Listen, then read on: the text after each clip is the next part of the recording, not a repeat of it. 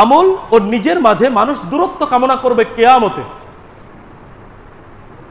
মানুষ ইহকালীন জীবনে পাপ কর্মের সাথে অতপ্রতভাবে জড়িত, কারণে অকারণে মিথ্যে বলছে, কারণে অকারণে মানুষ কাবিরা গুনাহে লিপ্ত, কারণে অকারণে মানুষ ওজনে কম দিচ্ছে, কারণে অকারণে মানুষ মানুষের গীবাত করছে, কারণে অকারণে মানুষ মানুষকে হত্যা করছে, কারণে অকারণে মানুষ মানুষকে আঘাত করছে, কারণে অকারণে মানুষ পাপের সাথে জড়িত। পাপকে যেন সে একেবারে আষ্টে পৃষ্ঠে লিপ্ত করে নিয়ে রেখেছে, অথচ সে কিয়ামতের দিন আশা করবে, আকাঙ্ক্ষা করবে, এই আক্ষেপ করবে যে তার পাপ আর তার মাঝে যদি অনেক দূরত্ব তৈরি হতো, সে এটা আক্ষেপ করবে।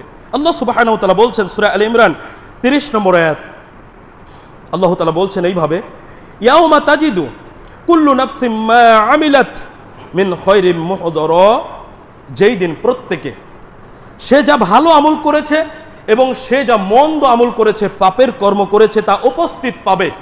অর্থাৎ আমরা যে ভালো আমল করেছি বা মন্দ আমল করেছি, এইটা আমরা কিয়ামতের দিন সামনাসামনি উপস্থিত পাবো। কে কি করেছি সমস্ত কিছু উপস্থিত।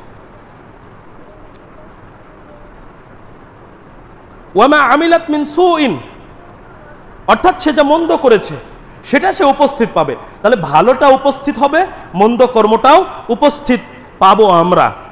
তাওয়াদ্দু লাউ আন্না বাইনাহা ওয়া বাইনাহু আমাদাম বাঈদা, সেদিন সে কামনা করবে, অর্থাৎ মানুষ কামনা করবে যদি তার এবং তার এই পাপের মধ্যে, তার এই কর্মের মধ্যে অনেক দূরত্ব তৈরি হতো, বিশাল ব্যবধান থাকতো, এটা সে আকাঙ্ক্ষা করবে। কেননা তার কৃতকর্ম যখন সামনে চলে এসেছে তখন সে লজ্জিত হয়ে গেছে, কারণ তার নেকির চাইতে পাপের পরিমাণ বেশি। অথচ সেই দিন কিয়ামতের মাঠে পাপের মাঝে আর তার মাঝে দূরত্ব কামনা করে কোনো লাভ হবে না। এটার প্রয়োজন ছিল দুনিয়াতে, মানুষের প্রয়োজন ছিল দুনিয়াতেই এই দূরত্ব কামনা করা।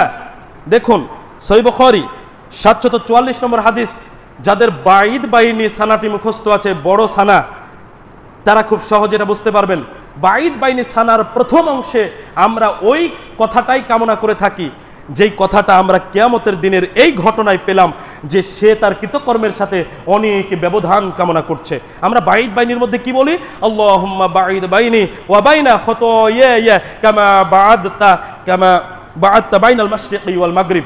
আমরা এইটা প্রার্থনা করে থাকি, এইটা আল্লাহর নিকটে দোয়া করে থাকি, কামনা করে থাকি, হে আল্লাহ তুমি আমার এবং আমার পাপের মাঝে এতটা দূরত্ব তৈরি করো, এতটা ব্যবধান তৈরি করো, যতটা দূরত্ব, যতটা ব্যবধান পূর্ব এবং পশ্চিমের মাঝে। তাহলে পাপের সাথে নিজের দূরত্ব কামনা কোথায় ছিল? দুনিয়াতে। আর আমরা করছি কোথায় গিয়ে? আখিরাতে, কিয়ামতে। এখন প্রয়োজন নিজেকে যতটা সম্ভব পাপ থেকে দূরে রাখা, নিজের দূরত্ব বজায় রাখা, নিরাপদ দূরত্ব বজায় রাখা, তাহলেই মূলত সম্ভব হবে ওই দিন পাপ থেকে আমাদের ব্যবধানটা অনেক বেশি হওয়া। কিন্তু পাপের সাথে আষ্টে পৃষ্ঠে লিপ্ত থেকে পাপ কাজ বেশি বেশি করে এটা কখনোই আমরা আশা আকাঙ্ক্ষা করতে পারি না যে কিয়ামতের দিন পাপ আর আমার আপনার মধ্যে অনেক ব্যবধান হবে, এটা অসম্ভব ব্যাপার। সুতরাং সেই দিন আক্ষেপ করবে মানুষ ব্যবধানের ব্যাপারটি নিয়ে, নিজের কৃতকর্মের সাথে সেই আক্ষেপ তাদের পূর্ণ হবে না। আক্ষেপ, আফসোস, আফসোস আক্ষেপ সব থেকে যাবে, পূর্ণ করা সম্ভব নয়, ক্ষতি পূরণ করা সম্ভব নয়।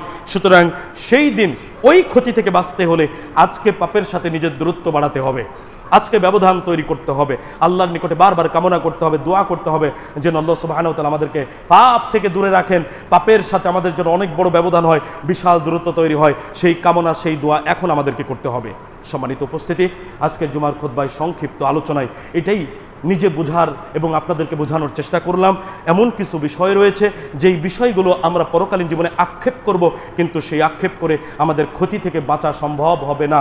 সুতরাং পরকালীন জীবনে আক্ষেপ করার আগেই আমাদেরকে সেই দিন, সেই সময় যেন সফলতা লাভ করে জান্নাতে যেতে পারি, সেই জন্য, সেই লক্ষ্যে, সেই উদ্দেশ্যে আমাদেরকে দুনিয়ার জীবন কাটাতে হবে, পার করতে হবে। দুনিয়া থেকেই আমাদেরকে আখিরাতের পথেও হাসিল করে যেতে হবে। আল্লাহ সুবহানাহু ওয়া তাআলা আমাদেরকে পরকালীন জীবনের সেই আক্ষেপ, আফসোস থেকে রক্ষা করুন।